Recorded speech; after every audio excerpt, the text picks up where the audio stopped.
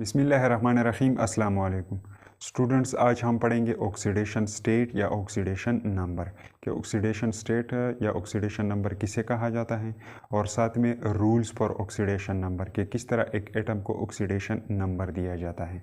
तो चलिए अब स्टार्ट करते हैं अपने टॉपिक को और सबसे पहले पढ़ते हैं definition of the oxidation state कि ऑक्सीडेशन स्टेट को किस तरह डिफाइन किया जाता है।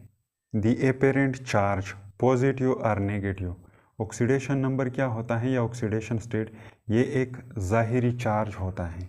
ज़ाहिरी चार्ज से मुराद ये है कि ये वेरिएबल होता है, ये चेंज हो सकता है। पॉजिटिव और नेगेटिव, ये पॉजिटिव भी हो सकता है या नेगेटिव भी हो सकता है ऑन एटम, किसी एटम के ऊपर। और ये एटम किस चीज़ का होगा? ओपन एलिमेंट, किसी एलिमेंट के एटम के ऊपर जो ज़ाहिरी चार्ज होता है। इन अ मालिक्यूल, किसी मालिक्यूल के अंदर, या इन आयन, या किसी आयन के अंदर। किसी आयन के अंदर या मालिक्यूल के अंदर एलिमेंट्स के जो एटम्स मौजूद है उनके ऊपर ज़ाहिरी चार्ज जो होता है, जो पॉजिटिव भी हो सकता है नेगेटिव भी हो सकता है, उसी ज़ाहिरी चार्ज को, वेरिएबल चार्ज को क्या कहा जाता है? ऑक्सीडेशन स्टेट या ऑक्सीडेशन नंबर। अब आते हैं और एग्जांपल्स के थ्रू देखते हैं कि ऑक्सीडेशन स्टेट किस तरह एटमों के ऊपर एक चार्ज होता है मॉलिक्यूल के अंदर। तो यहाँ पर हमने एग्जांपल लिया हुआ है किस चीज़ का? एक आयोनिक कंपाउंड का। आयोनिक कंपाउंड NaCl क्या है? एक आयोनिक कंपाउंड है, क्योंकि ये दो एटम से बन चुका है और इनमें एक एटम मेटल है और दूसरा नॉन मेटल एटम है। तो मेटल और नॉन मेटल के दरमियान कौन सा बॉन्ड बनता है? आयोनिक बॉन्ड, और इसके रिजल्ट में जो कंपाउंड बनता है उसको आयोनिक कंपाउंड कहा जाता है। अब आयोनिक कंपाउंड्स किस तरह बनते हैं? आयोनिक कंपाउंड तब बनते हैं जब एटमों के दरमियान कंप्लीट ट्रांसफ़र ऑफ इलेक्ट्रॉन हो। कैसे? यहाँ पर ये सोडियम एटम जो है इसके लास्ट शेल में 1 इलेक्ट्रॉन होता है और इसी तरह क्लोरीन के लास्ट शेल में 7 इलेक्ट्रॉन होते हैं। तो सोडियम क्या करता है?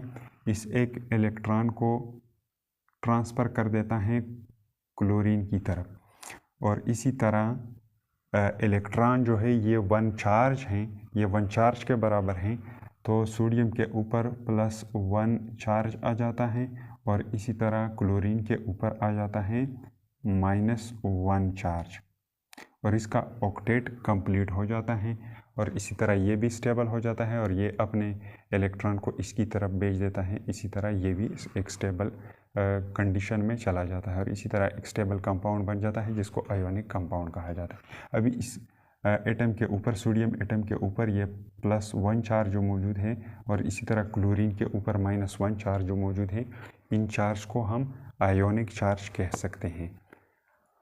इसके अलावा, आयोनिक चार्ज के अलावा, ये +1 चार्ज और -1 चार्ज जो है सोडियम का और क्लोरीन का, यही आयोनिक चार्ज, इनका क्या है? ऑक्सीडेशन नंबर भी है। इनके ऊपर ये क्या है? एक ज़ाहिरी चार्ज है जो कि आयोनिक चार्ज भी है और साथ में यही आयोनिक चार्ज इन एटमों का ऑक्सीडेशन नंबर भी है या ऑक्सीडेशन स्टेट भी है। अब नेक्स्ट आते हैं एक अनदर कंपाउंड की तरफ, और ये कौन सा कंपाउंड है? ये है कोवेलेंट कंपाउंड। Covalent compound.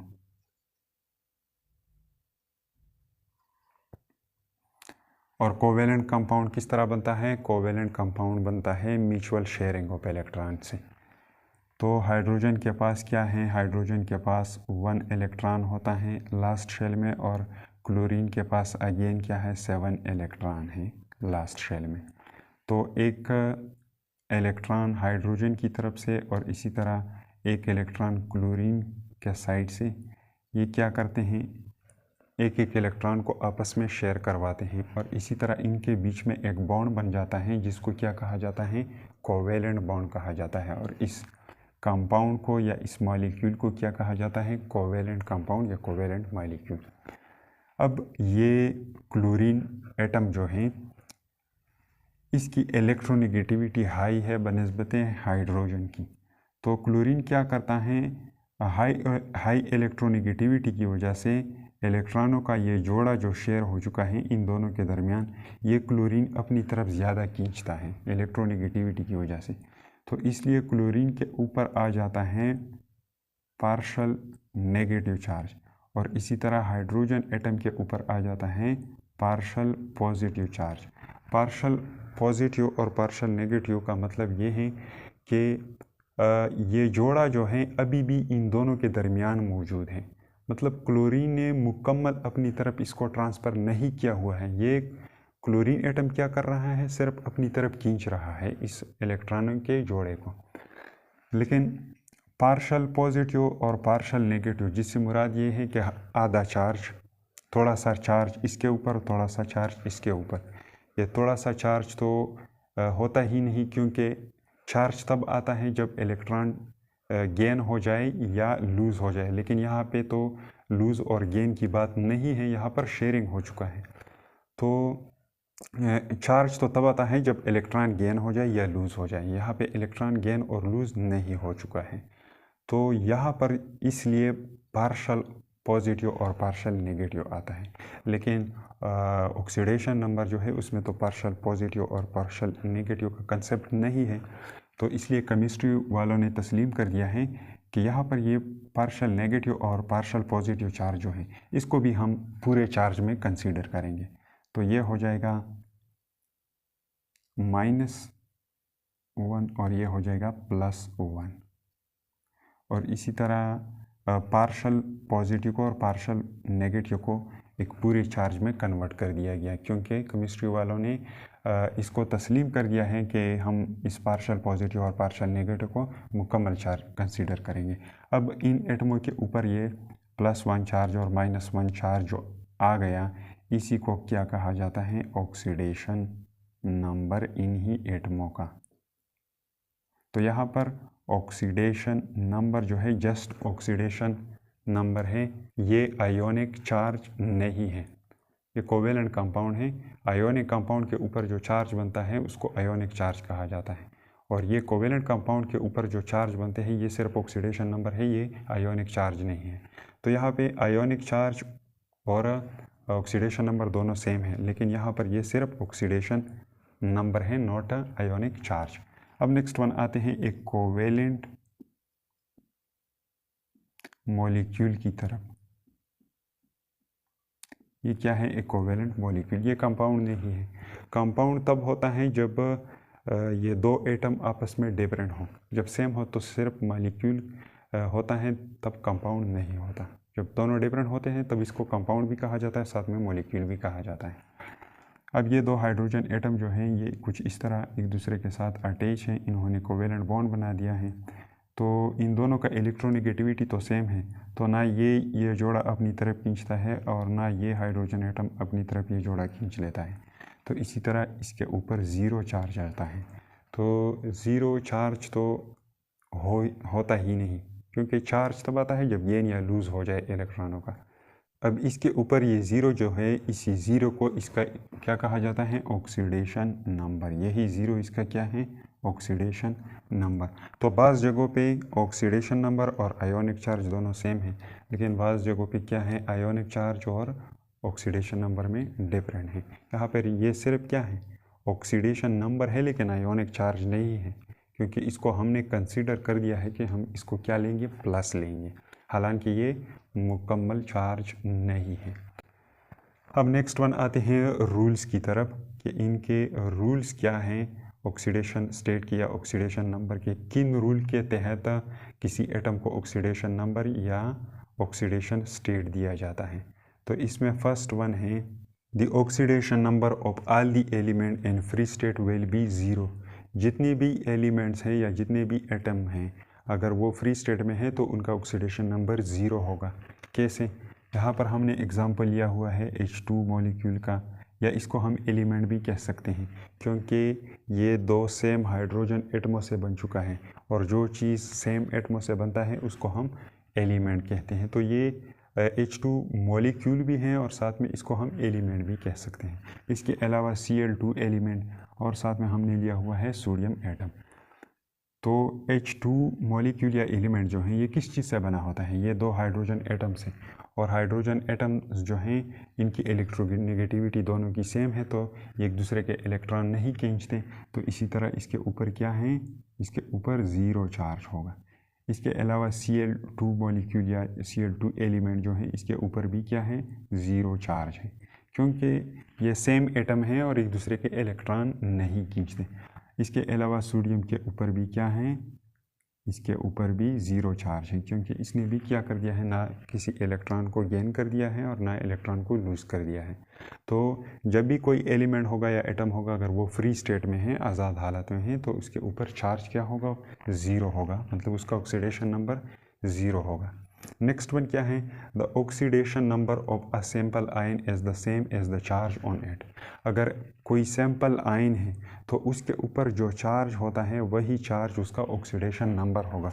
कैसे, यहाँ पर हमने लिया हुआ है क्या, सोडियम आयन, और इसी तरह हमने लिया हुआ है कैल्शियम आयन, और इसी तरह हमने लिया हुआ है एल्युमिनियम आयन।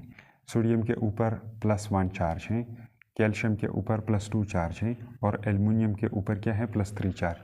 अब सोडियम के ऊपर यह +1 चार्ज जो है यही इसका क्या है, ऑक्सीडेशन नंबर, और इसी तरह कैल्शियम के ऊपर ये +2 चार्ज जो है यही इसका क्या है, ऑक्सीडेशन स्टेट या ऑक्सीडेशन नंबर, और इसी तरह एल्युमिनियम के ऊपर ये +3 चार्ज जो है यही इसका क्या है, ऑक्सीडेशन नंबर या ऑक्सीडेशन स्टेट।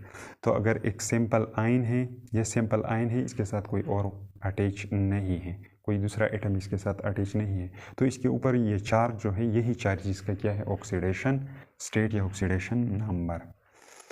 अब थर्ड वन आते हैं, the oxidation number of hydrogen in its compound is +1।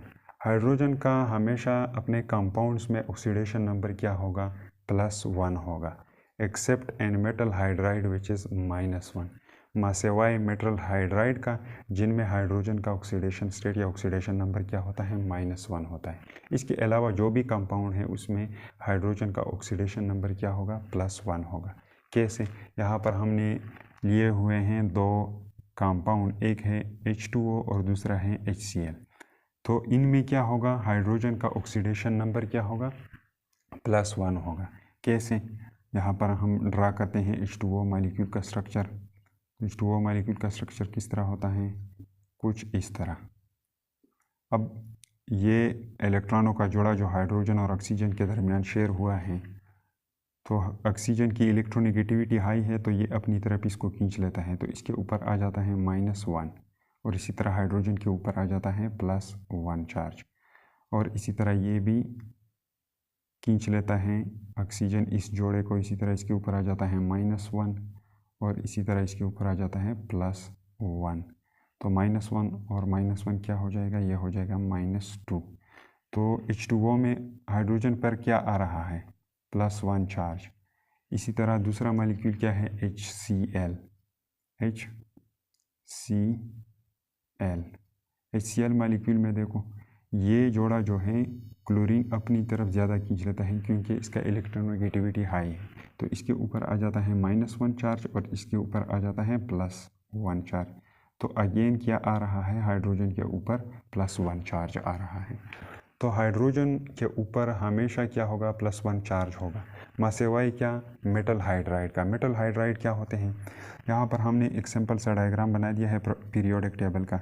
इस पीरियोडिक टेबल में ये फर्स्ट ग्रुप जो है इसके टॉप के ऊपर पाया जाता है हाइड्रोजन, और नीचे क्या है, लिथियम है, सोडियम है, और इसी तरह पोटाशियम वगैरह वगैरह नीचे।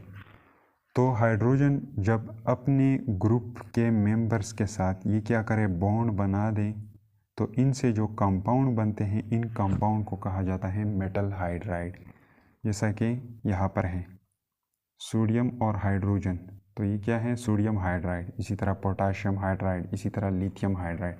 इन हाइड्राइड्स में क्या होगा, हाइड्रोजन का ऑक्सीडेशन नंबर -1 होगा। कैसे, क्योंकि जब हम डाउन द ग्रुप जाते हैं तो इलेक्ट्रोनेगेटिविटी क्या हो जाती है, ये डिक्रीज़ हो जाती है। तो इसका मतलब ये हुआ कि टॉप पे जो एटम्स मौजूद हैं उनकी इलेक्ट्रोनेगेटिविटी हाई होगी। तो हाइड्रोजन टॉप पे हैं तो इसकी इलेक्ट्रोनेगेटिविटी हाई होगी लिथियम से, इसी तरह सोडियम से, और इसी तरह पोटाशियम से। तो ये बॉन्ड जब इनके दरमियान बनता है तो हाइड्रोजन क्या करेगा, इलेक्ट्रॉनों को अपनी तरफ खींचेगा, तो इसके ऊपर आ जाएगा -1, और इसी तरह सोडियम के ऊपर आ जाएगा +1। इसी तरह यहाँ पे भी इसके ऊपर आ जाएगा -1 और पोटाशियम के ऊपर आ जाएगा +1 और इसी तरह लिथियम के ऊपर आ जाएगा +1 और हाइड्रोजन के ऊपर आ जाएगा -1। तो मेटल हाइड्राइड में हाइड्रोजन का ऑक्सीडेशन नंबर -1 होता है और इसके अलावा जो भी कंपाउंड है उसमें हाइड्रोजन का ऑक्सीडेशन नंबर क्या होगा, +1 होगा। Fourth one, the oxidation number of oxygen in its compound is -2। Oxygen का जो भी कंपाउंड है उसमें ऑक्सीजन का ऑक्सीडेशन नंबर क्या होगा, -2 होगा, except in peroxide, hydrogen peroxide and oxygen difluoride. इन दो कंपाउंड में ऑक्सीजन का ऑक्सीडेशन नंबर डिफरेंट होगा, विच इज़ -1। हाइड्रोजन पेरोक्साइड में ये -1 होगा एंड +2, और +2 होगा किस चीज़ में, ऑक्सीजन डाइफ्लोराइड में। ऑक्सीजन डाइफ्लोराइड में +2 होगा और हाइड्रोजन पेरोक्साइड में ऑक्सीडेशन नंबर ऑक्सीजन का क्या होगा, -1 होगा। इसके अलावा जो भी कंपाउंड होगा उसमें ऑक्सीजन का ऑक्सीडेशन नंबर -2 होगा। तो इसको भी एग्जाम्पल के थ्रू देखते हैं। यहाँ पर हमने दो कंपाउंड लिए हुए हैं जिसके अंदर ऑक्सीजन मौजूद है। एक है H2O, तो H2O के अंदर तो हमने यहाँ पे देख लिया कि क्या है, ऑक्सीजन के ऊपर आ रहा है -2 और इसी तरह हाइड्रोजन के ऊपर आ जाएगा +1। एक हाइड्रोजन के ऊपर और दूसरे हाइड्रोजन के ऊपर, तो यह हो जाएगा +2। यहाँ पे मैंने 2 लिख दिया दोनों के लिए। इसी तरह यहाँ पर अगर हम कार्बन मोनोऑक्साइड में देखें तो कार्बन मोनोऑक्साइड में किस तरह है, यहाँ पर कार्बन और ऑक्सीजन के दरमियान डबल बॉन्ड मौजूद होता है। तो इन डबल बॉन्ड की वजह से एक जोड़ा भी खींच लेता है और दूसरे जोड़े को भी खींच लेता है ऑक्सीजन, क्योंकि ऑक्सीजन की इलेक्ट्रोनेगेटिविटी हाई है कार्बन से, तो इसके ऊपर आ जाता है -2 और कार्बन के ऊपर आ जाता है +2। तो जितने भी कंपाउंड हैं ऑक्सीजन के उनमें ऑक्सीजन का ऑक्सीडेशन नंबर -2 होगा, बस सिवाय दो कंपाउंड के। वो कौन कौन से, एक है हाइड्रोजन पेरोक्साइड और दूसरा है ऑक्सीजन डाइफ्लोराइड। तो इसको देखते हैं। हाइड्रोजन पेरोक्साइड का स्ट्रक्चर किस तरह होता है, ये कुछ इस तरह होता है। ऑक्सीजन ये बॉन्डेड होता है किसके साथ, दूसरे ऑक्सीजन के साथ, और इसके इस साइड पे क्या होता है H और इस साइड पे भी क्या होता है हाइड्रोजन एटम। अब हाइड्रोजन की इलेक्ट्रोनेगेटिविटी कम है ऑक्सीजन से, तो ऑक्सीजन क्या करता है, अपनी तरफ इलेक्ट्रॉनों को खींच लेता है, तो इसके ऊपर आ जाएगा -1 और इसके ऊपर आ जाएगा +1। इसी तरह यहाँ पर भी क्या होगा, ये अपनी तरफ इलेक्ट्रॉनों को खींचेगा, तो इसके ऊपर आ जाएगा -1 और इसके ऊपर आ जाएगा +1। और यहाँ पे ऑक्सीजन ना इस जोड़े को खींचता है और ना ये ऑक्सीजन इस जोड़े को खींचता है, मतलब यहाँ पर कोई अट्रैक्शन नहीं है, क्योंकि ये दो सेम एटम हैं और इनकी इलेक्ट्रोनेगेटिविटी सेम है, ये आपस में बाई बाई हैं, एक दूसरे के इलेक्ट्रॉन नहीं खींचते। तो यहाँ पर क्या आ रहा है, ऑक्सीजन के ऊपर -1 चार्ज आ रहा है, हर ऑक्सीजन एटम के ऊपर -1 चार्ज आ रहा है। तो पेरोक्साइड में इसका ऑक्सीडेशन नंबर क्या होगा, -1। इसके अलावा ऑक्सीजन डाइफ्लोराइड में क्या होगा, तो इसका स्ट्रक्चर कुछ इस तरह होता है। इस साइड पे F और इस साइड पे भी F, फ्लोरीन एटम। तो फ्लोरीन की इलेक्ट्रोनेगेटिविटी हाई है, तो ये अपनी तरफ इलेक्ट्रॉन के जोड़े को खींचेगा, तो इसके ऊपर आ जाएगा -1। इसी तरह इसके ऊपर भी आ जाएगा -1 और इसकी वजह से इस ऑक्सीजन के ऊपर आ जाएगा +2। तो यहाँ पर ऑक्सीजन का ऑक्सीडेशन नंबर क्या है, +2। तो इन दो कंपाउंड के अलावा ऑक्सीजन जिस एटम के साथ भी मौजूद होगा उसके ऊपर क्या होगा, -2 चार्ज होगा। नेक्स्ट वन क्या है, the oxidation number of each element of group 1, 2, 3 will be +1, +2 and +3 respectively. Periodic table के अंदर ग्रुप 1 के एटम्स या एलिमेंट जो हैं इनका हमेशा ऑक्सीडेशन नंबर क्या होगा, +1 होगा। ग्रुप 2 वाले जो हैं इनका +2 होगा और ग्रुप 3 वाले एलिमेंट या एटम जो हैं इनका क्या होगा, +3 होगा। नेक्स्ट वन क्या है, the oxidation number of group 7 will be -1 in their binary compound. Binary compound ऐसे कंपाउंड्स को कहा जाता है जो कि दो डिफरेंट एटमों से बना हो, उस कंपाउंड को बाइनरी कंपाउंड कहा जाता है। तो ग्रुप 7 के जो मेंबर हैं उनका बाइनरी कंपाउंड में क्या होगा, हमेशा ऑक्सीडेशन नंबर -1 होगा। ये है ग्रुप 7 और इसके अंदर कौन कौन से मेंबर पाए जाते हैं? Fluorine, chlorine, bromine, iodine, astatine. तो इन ग्रुप में से जो भी एटम किसी दूसरे एटम के साथ बॉन्ड बनाए तो इनका हमेशा क्या होगा? ऑक्सीडेशन नंबर -1 होगा। कैसे? फॉर एग्ज़ाम्पल यहाँ पर हमने एग्ज़ाम्पल लिया हुआ है KCl का। तो KCl में क्या है? क्लोरीन जो है ये मोर इलेक्ट्रोनेगेटिव है पोटाशियम से, तो इनके दरमियान ये इलेक्ट्रॉनों का जोड़ा जो शेयर हुआ है ये क्लोरीन अपनी तरफ ज़्यादा खींच लेता है, तो इसकी वजह से इसके ऊपर -1 चार्ज आ जाता है और इसके ऊपर +1। इसी तरह हाइड्रोजन आयोडाइड जो है, हाइड्रोजन आयोडाइड में हाइड्रोजन की इलेक्ट्रोनेगेटिविटी कम है आयोडीन से, तो आयोडीन के ऊपर आ जाता है -1 और इसके ऊपर आ जाता है +1। ये इस जोड़े को अपनी तरफ ज़्यादा खींच लेता है इलेक्ट्रोनेगेटिविटी के डिफरेंस की वजह से। तो ग्रुप 7 वाले मेंबर जो हैं तो इनके ऊपर क्या आ रहा है? -1। और ये क्या है? बाइनरी कंपाउंड है क्योंकि इसके अंदर 2 डिफरेंट एटम मौजूद हैं। अब नेक्स्ट वन है, in the neutral molecule the algebraic sum of oxidation number of all the element is 0। अगर कोई न्यूट्रल मॉलिक्यूल हैं तो उसके अंदर जो एटम्स मौजूद हैं या जो एलिमेंट्स मौजूद हैं उनका ऑक्सीडेशन नंबर जो है, उन ऑक्सीडेशन नंबर का हम सम लेंगे और इसको इक्वल लेंगे किस चीज़ का? 0 का। तो कैसे? तो यहाँ पर आ जाइए एग्ज़ाम्पल नंबर 7 की तरफ। अब यहाँ पर ये H2SO4 जो है ये क्या है? एक न्यूट्रल मॉलिक्यूल है क्योंकि इसके ऊपर कोई चार्ज मौजूद नहीं है। तो रूल नंबर 7 के मुताबिक अगर कोई न्यूट्रल मॉलिक्यूल है तो उसके अंदर जो एटम्स मौजूद हैं उन एटमों का जो भी ऑक्सीडेशन नंबर है उसको हम क्या कर देंगे? प्लस कर देंगे और इसको इक्वल लेंगे किस चीज़ का? 0 का। और इस रूल के थ्रू हम क्या कर सकते हैं? किसी अननोन एटम का ऑक्सीडेशन नंबर भी मालूम कर सकते हैं। तो कैसे? इसको इस एग्जाम्पल के थ्रू समझने की कोशिश करते हैं। यह है एक न्यूट्रल मॉलिक्यूल। अब यहाँ पर सबसे पहले है हाइड्रोजन। हाइड्रोजन का ऑक्सीडेशन नंबर क्या होता है? +1 होता है। मास सिवाय किस चीज़ का? मेटल हाइड्राइड का, जिसमें इसका क्या होता है? -1 होता है। यहाँ पर कोई मेटल मौजूद नहीं है तो यहाँ पर यह हो जाएगा +1। और टोटल कितने हाइड्रोजन एटम हैं? 2। तो 2 को इसके साथ क्या कर देंगे? मल्टीप्लाई कर देंगे। अब हमने लिख दिया प्लस। यहाँ पर क्या है? सल्फर। सल्फर का हमें पता नहीं तो इसको डायरेक्टली यहाँ पर लिख देंगे। और इसी तरह अगेन प्लस। और ऑक्सीजन का क्या होता है? हमेशा -2 होता है मास सिवाय पेरोक्साइड का, जिसमें इसका क्या है? -1 है। और इसके अलावा ऑक्सीजन डाइफ्लोराइड का, जिसमें इसका क्या है? +2 है। तो यहाँ पर तो ना ऑक्सीजन डाइफ्लोराइड का केस है और ना पेरोक्साइड का केस है, तो यहाँ पर क्या होगा? यहाँ पर होगा -2। और टोटल कितने ऑक्सीजन एटम है? 4। तो 4 को इसके साथ क्या करेंगे? मल्टीप्लाई कर देंगे और इसको इक्वल लेंगे 0 का। अब 2 और 1 को मल्टीप्लाई करने से क्या आता है? +2 आता है। इसी तरह प्लस सल्फर को अपनी जगह पे लिख देंगे प्लस, और 4 और 2 को अगेन मल्टीप्लाई कर देंगे तो इससे आ जाएगा -8। तो यहाँ पर प्लस है और यहाँ पर माइनस है तो ये क्या हो जाएगा?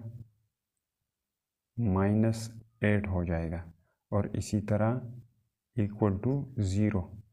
अब +2 को अपनी जगह लिख देंगे और इसी तरह प्लस s को भी अपनी जगह, और इसको इधर ले आएंगे। तो यहाँ पर माइनस है तो यहाँ पर आके क्या हो जाएगा?